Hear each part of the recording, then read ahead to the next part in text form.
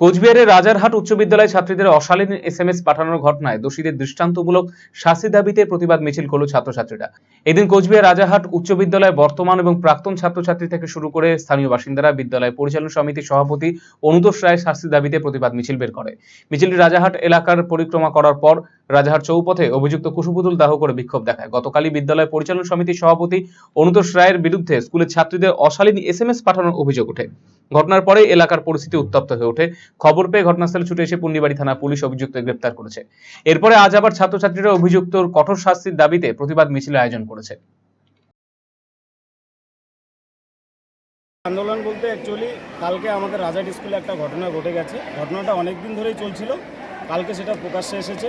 স্কুলের প্রেসিডেন্ট অনুতোষ রায় স্কুলের কিছু ছাত্রীকে অশ্লীল মেসেজ করতো, সেটা হোয়াটসঅ্যাপে বা ফেসবুকে, সেটা দীর্ঘদিন থেকে, কিন্তু কালকে প্রকাশ পেয়েছে। কালকে সাহস করে 2-4 জন ছাত্রী বলেছে টিচারদের। তারপর তো কালকে থানাতে একটা ডায়েরি করা হয়েছে, ওনাকে নাকি গ্রেপ্তার করেছে।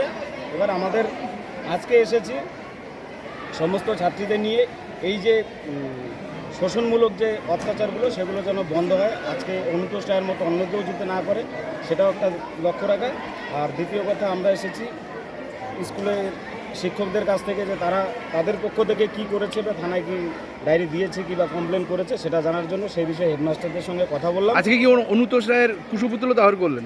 হ্যাঁ, আমরা কুশপুতুল দাহ করলাম, রোড শো করলাম ছাত্রছাত্রীদের নিয়ে। মোটামুটি লোকজনকে, গার্জিয়ানরা ছিল, প্রাক্তন ছাত্রছাত্রীরা ছিল, এলাকাবাসী ছিল,